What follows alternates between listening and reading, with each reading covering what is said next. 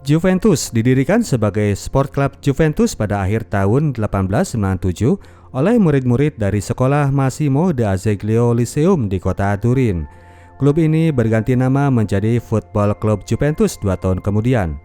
Juve mulai bergabung dengan sepak bola Liga Italia di tahun 1900 dan 5 tahun kemudian mereka pun memenangkan gelar Liga pertamanya. Usai Perang Dunia Pertama tahun 1923, klub ini kemudian dibeli oleh keluarga Agnelli, pemilik pabrik mobil Fiat. Selang tidak berapa lama, sukses pun menghampiri klub tersebut. Periode tahun 1930 hingga 1935, Juventus berturut-turut memenangi Liga. Selama itulah Gianni Agnelli kecil selalu berada di samping bapaknya menyaksikan kejayaan tersebut. Selepas Perang Dunia Kedua, anak itulah yang kemudian naik menjadi presiden klub dan membawa klub ini menjadi klub tersukses di Italia hingga di dekade 70-an akhir. Awal tahun 1981 itu, adik kakak Agnelli, Gianni dan Umberto berkumpul di rumah villa keluarga di kaki pegunungan Alpen untuk mencanangkan program bagi masa depan klubnya. Hari itu klub tersebut sedang merayakan gelar yang ke-19 kalinya, yang mana membuat jersey mereka berhak ditempeli lencana tricolore, simbol dari tim peraih Scudetto lebih dari 10 kali. Cuman ada 3 tim saja saat itu yang berhasil meraihnya. Selain Juventus, ada juga AC Milan dan Inter Milan. Kini klub sedang membidik target untuk meraih bintang ganda yang berhak disandang oleh peraih Scudetto sebanyak 20 kali. Kecintaan keluarga Agnelli kepada klubnya sungguh tiada batas, hanya diselang oleh urusan bisnis mengelola pabrik Fiat yang menjadi employer terbesar di seantero Italia. Di antara kesibukan untuk bertemu dengan orang-orang berpengaruh di seluruh dunia, dari Kennedy hingga Pangeran Charles, dari Ronald Reagan hingga Castro, namun jika menemukan jadwal kosong, mereka selalu datang ke stadion. Tanggal 25 April 1982, Juventus menjamu pesaing kuat Inter Milan di Stadion Comunale Turin. Kondisi saat itu persaingan ketat, Juve harus meraih tiap poin yang bisa mereka dapatkan. Dalam pertandingan tersebut, mereka berhasil unggul lewat gol penalti Liam Brady, playmaker impor asal negara Irlandia. Kompetisi belum usai, mereka masih harus menjalani beberapa pertandingan yang menentukan. Namun sementara Boniperti, presiden Juve masih memimpikan bintang kedua, Gianni Agnelli sudah mencanangkan bintang yang ketiga. Diam-diam, ia merekrut Michel Platini, bintang muda Prancis yang saat itu sedang meroket. Transfer ini yang harusnya masih rahasia, ternyata bocor juga oleh seorang wartawan.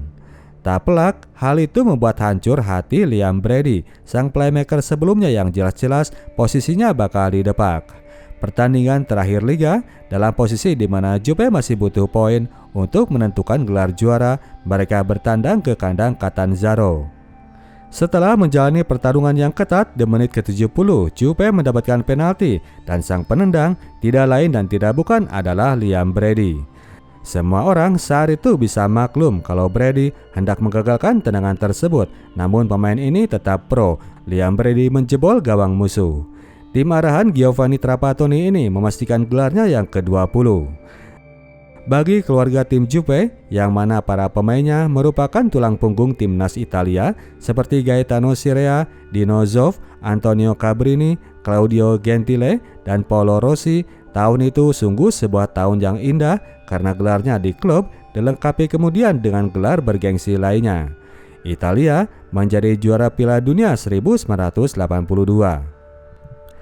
Awal tahun kompetisi berikutnya, Umberto pun sibuk mengkampanyekan jersey baru Juve yang bertengger double bintang.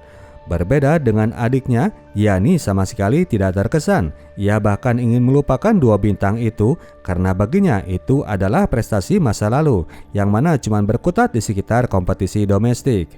Dengan senjata andalan Michel Platini, Gianni mencanangkan agar klubnya bisa meraih semua gelar termasuk gelar-gelar di kompetisi level Eropa.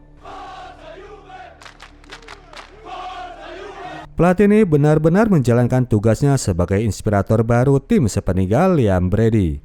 Meskipun demikian, ia baru bisa mengantar gelar juara Liga di tahun keduanya. Di tahun pertama, Juve gagal dan cuma berhasil meraih gelar Coppa Italia. Namun sebintang-bintangnya seorang Platini, ia tetap menghormati seorang Maradona.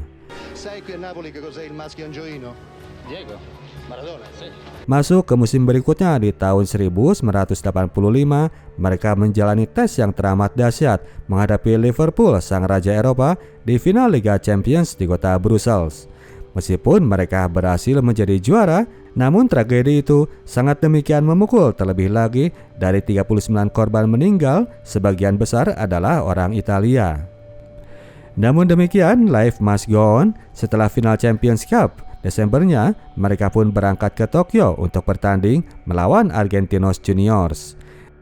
Di final Intercontinental Cup, Juve dipaksa bertanding sampai perpanjangan waktu, meskipun akhirnya mereka berhasil menang lewat adu tendangan penalti. Lengkap sudah prestasi generasi Juve kali ini, mereka berhasil memboyong semua gelar seperti yang diinginkan oleh Gianni Agnelli. Platini bahkan berhasil meraih Golden Ball 3 kali berturut-turut sejak ia direkrut dari Saint Etienne. Sukses besar Juventus ini kemudian memancing tim-tim lain untuk melakukan invest besar di klub mereka. Tahun 1986, seorang pengusaha muda yang bernama Silvio Berlusconi datang ke kandang San Siro untuk membeli klub AC Milan yang saat itu sedang diambang kebangkrutan. Sejak kedatangannya ke klub AC Milan, Berlusconi langsung membunyikan genderang perang. Sementara klub lain termasuk Juve cuma membeli 1-3 pemain bintang, yang dilakukan Berlusconi merupakan tindakan yang di luar naila untuk saat itu. Ia sekalian melengkapi timnya dengan armada pemain bintang, lapis 1 dan lapis 2 diperkuat dengan pemain yang setara. Trio Belanda dan Carlo Ancelotti di antara para pemain bintang itu. Walhasil Juve pun berhasil digebuk dari singgasananya hingga Michel Platini akhirnya pensiun dari sepak bola di tahun 1987. AC Milan benar-benar dominan di akhir dekade 80-an itu dan Juventus berlanjut lesu, tidak sanggup menandingi keperkasaan tim merah hitam. Sampai kemudian akhirnya keluarga Agnelli menemukan seorang bakat besar sepak bola Italia yang akan mereka canangkan sebagai the next Platini. Roberto Baggio direkrut dari Fiorentina di tahun 1990 dengan rekor transfer dunia sebesar 8 juta dolar. Bintang baru sudah digaet, dilengkapi pula dengan pelatih baru, Luigi Manfredi, pelatih asal Bologna yang menjanjikan champagne football yang menawan. Bulan Oktobernya di tahun itu juga, Edoardo Agnelli, anaknya Gianni, yang saat itu sudah turun di jajaran board, kegap atas kepemilikan narkoboy di negara Kenya. Edoardo memang berakhir lolos dari jeratan hukum, namun setelah itu dia gak seperti biasanya. Kasus itu berefek pula ke dalam suasana tim. Luigi Manfredi tidak berhasil deliver, Juventus nyungsep di posisi ke-7 saja. Seiring dengan mundurnya Edoardo, Gianni yang mulai menua menyerahkan tanggung jawab mengurus klub kepada Umberto. Giovanni Agnelli, anaknya Umberto, yang kemudian naik menggantikan posisi Edoardo. Menghadapi musim berikutnya, pihak Juve sadar bahwa mereka harus melakukan gebrakan besar untuk bisa menahan laju AC Milan. Gianni yang tadinya nggak peduli dengan Gold Star, kini mulai keder jangan sampai tim merah hitam menyamai prestasi mereka meraih double Gold Star. Mereka harus duluan mencapai Gold Star ketiga. Perombakan besar-besaran pun dilakukan. Mereka memanggil balik Giovanni Trapattoni dan merekrut pemain-pemain bintang. Antonio Conte salah satunya, berikut Jurgen Kohler dan Stefan Reuter dari Jerman. Masih gagal juga, mereka kemudian merekrut Gianluca Vialli, Fabrizio Ravanelli dan playmaker Jerman Andreas Müller. Masih gagal juga, mereka kemudian melakukan investasi masa depan dengan merekrut Alessandro Del Piero yang juga sangat diinginkan oleh AC Milan. Semua biaya yang keluar itu ternyata hanya menghasilkan kepedihan, harus menyaksikan AC Milan yang melakukan hat-trick juara Liga.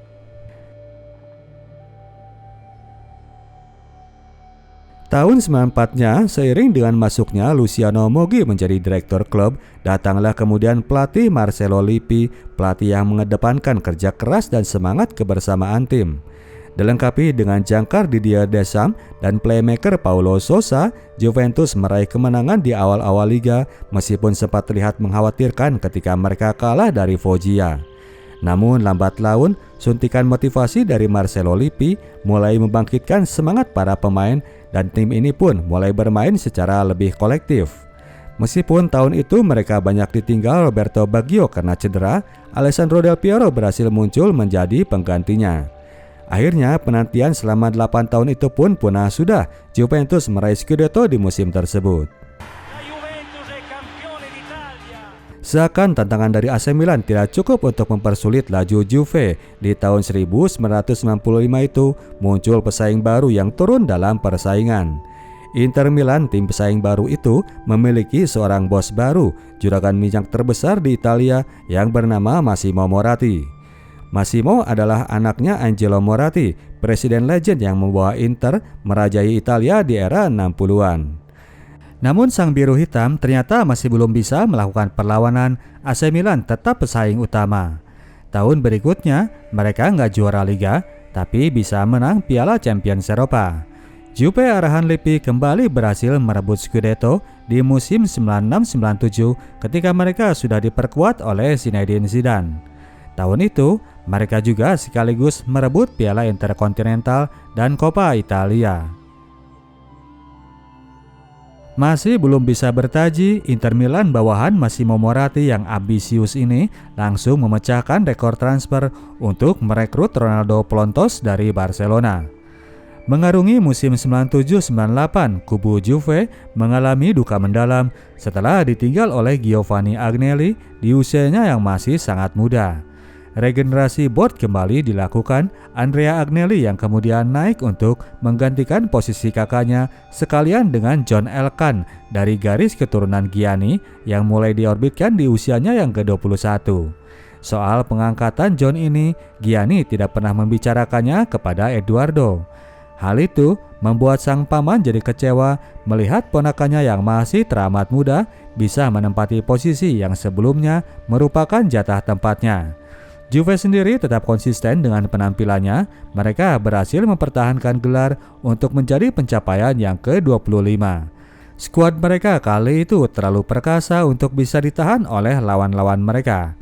5 gelar lagi menuju yang ke-30 yang diimpikan oleh Gianni. Namun ternyata nggak semudah itu Ferguson. Tahun berikutnya Juve malah nyungsep keluar dari 3 besar. AC Milan arahan Alberto Zaccheroni yang kemudian muncul sebagai juara. Tahun itu Marcelo Lippi lengser dan digantikan oleh Carlo Ancelotti yang sebelumnya sukses menangani Parma. Carletto bawa Juve kembali gacor seperti sebelumnya dengan penampilan Zinedine Zidane yang makin menggila sebagai maestro lapangan tengah. Perebutan juara harus ditentukan sampai akhir kompetisi dan di laga terakhir itu Juve malah kalah dari tim mediocre Perugia, Lazio yang muncul sebagai juara. Musim kompetisi berikutnya kembali harus dibuka kubu Juve dengan suasana duka. Eduardo Agnelli yang depresi itu mayatnya ditemukan setelah meloncat dari atas jembatan. Kematian tragis yang kembali terjadi terhadap keluarga Agnelli setelah di tahun 1935-nya Eduardo Agnelli II yang merupakan ayah Gianni meninggal karena kepalanya tersabet baling-baling pesawat terbang.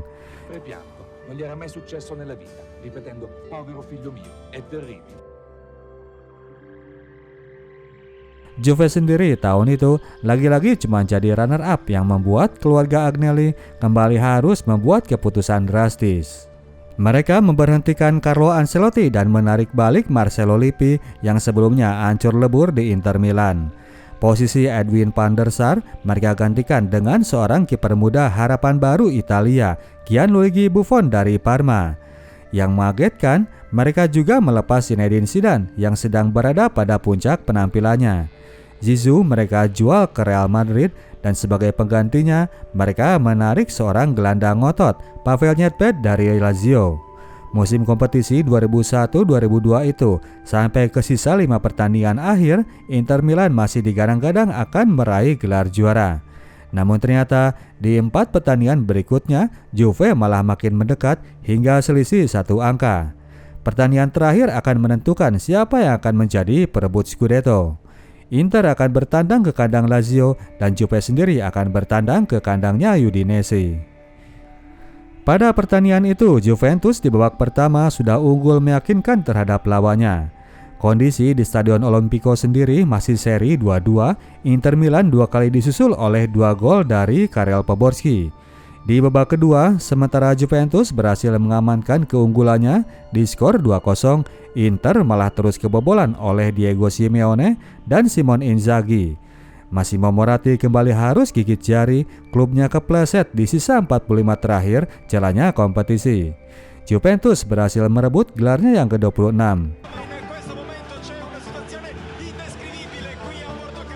Namun sangat disayangkan karena itulah gelar terakhir yang bisa dinikmati oleh Gianni Agnelli yang memimpikan gelar ke-30. Bulan Januari 2003 beliau meninggal di usianya yang ke-82.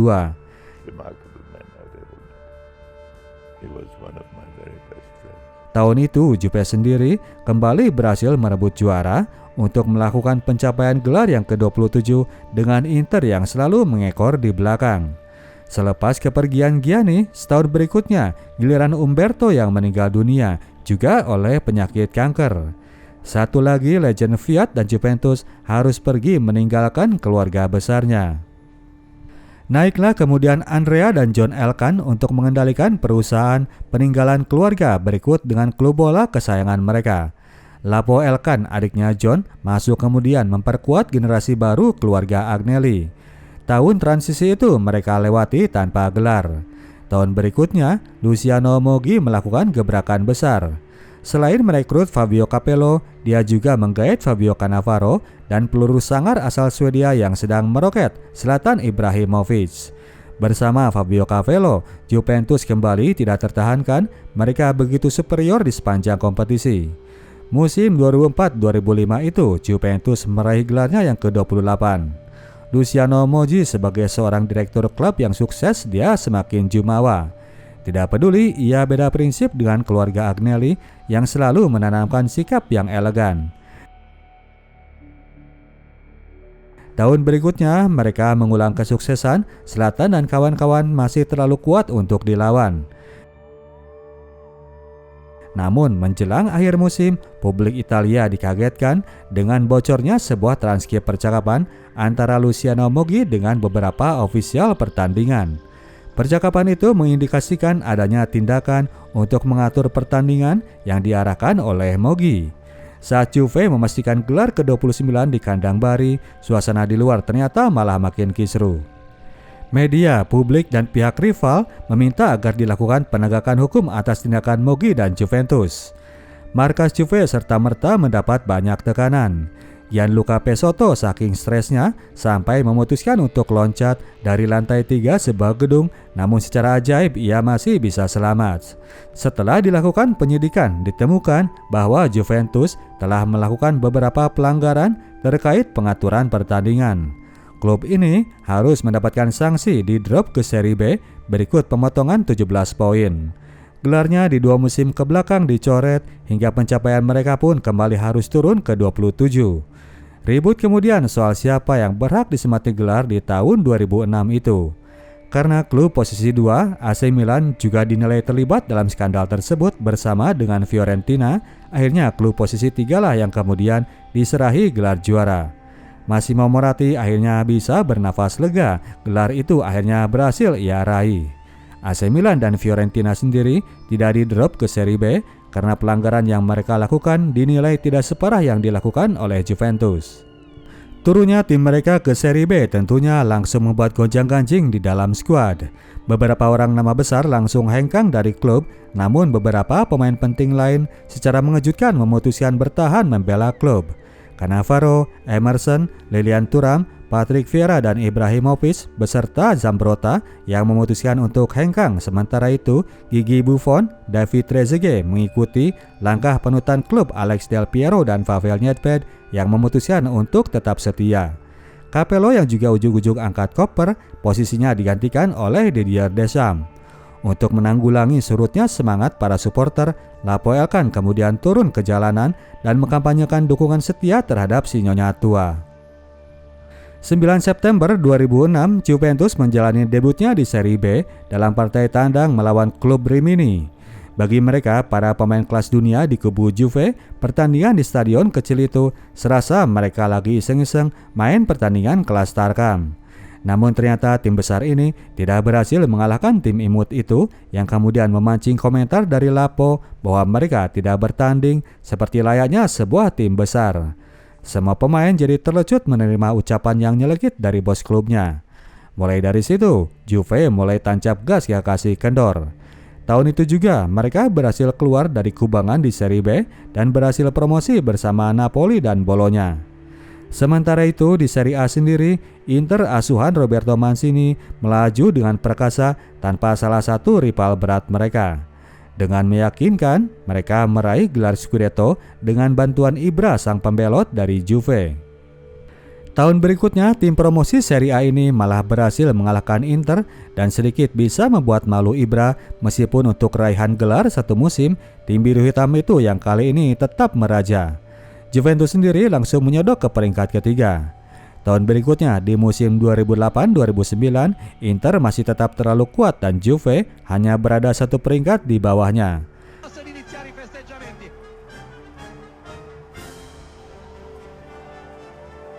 Pada akhir musim itu, Pavel Nedved memutuskan pensiun dan Juventus tidak mendapatkan penggantinya untuk mengarungi musim 2009-2010.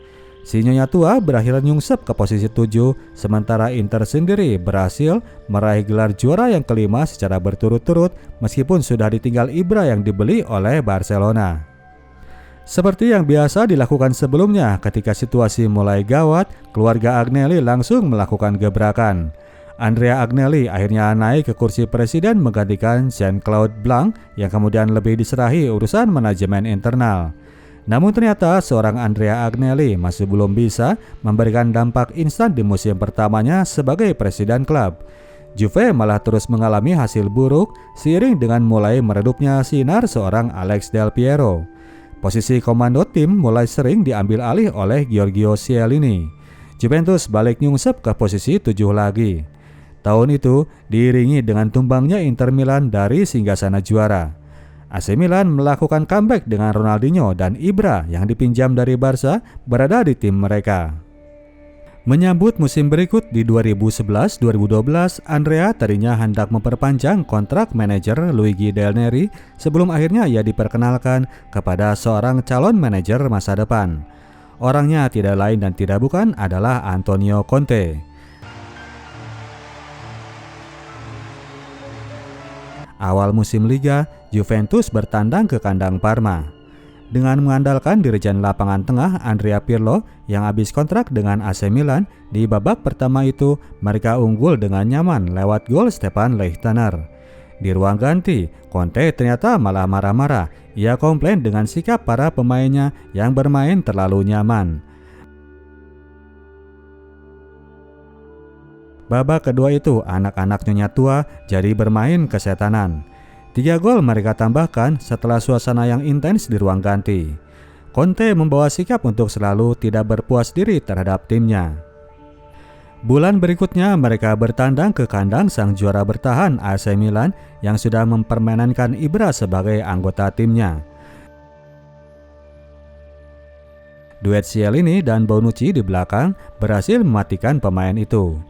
Juve kemudian berhasil unggul 1-0 lewat gol Marchisio. Kemenangan itu membuat PD mereka makin kuat. Bulan berikutnya mereka menahan Napoli di kandangnya, lalu menahan Roma juga di mana ketika mereka menjadi tim tamu. Aksi heroik Gigi Buffon yang menangkis sepakan penalti Totti makin mempertebal rasa PD anggota tim.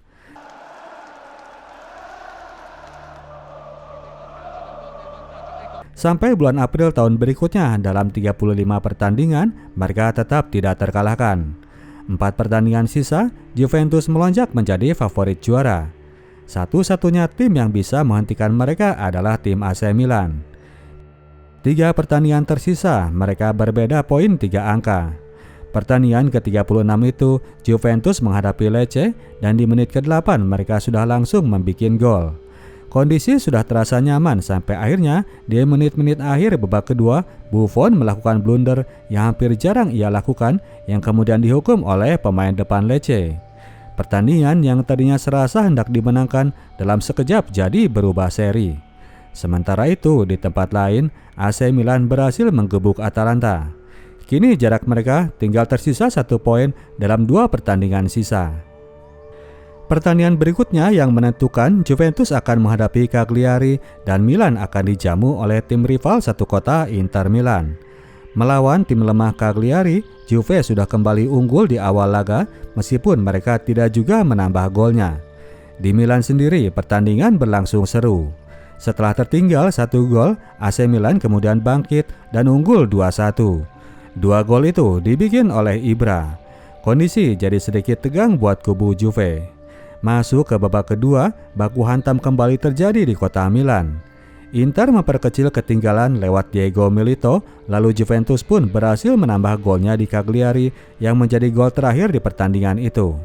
Sementara itu di Milan, gol masih terus terjadi namun tidak ada dari kubu Ibra. Yang ada, Diego Milito jadi bikin hat-trick, lalu Maicon menambah penderitaan Ibra beberapa menit kemudian. AC Milan kalah 2-4 dan Juventus berhasil memastikan gelar juara di pertandingan yang ke-37 itu. Juventus kembali masuk ke trek juara setelah terpuruk masuk kubangan di Serie B beberapa tahun sebelumnya. Raihan tahun itu adalah gelar mereka yang ke-28. Kemenangan itu menjadi fondasi bagi lahirnya skuad Juve yang merajai dekade tersebut. Juventus melakukannya lagi di tahun berikut 8 kali secara berturut-turut hingga musim 2019-2020 mereka menjadi Scudetto Serie A. Mereka menggenapkan gelar yang ke-30-nya di musim 2013-2014 untuk memenuhi impian mendiang Gianni Agnelli, sesepuh klub tersebut. Setelah 3 tahun ke belakang mereka sedikit ngerem, tahun ini mereka sedang berlomba untuk kembali ke trek juara. Oke, demikianlah ceritanya Bro dan Sis. Kita tim Sinotok cabut dulu. Sampai jumpa di video kita selanjutnya. Ciao.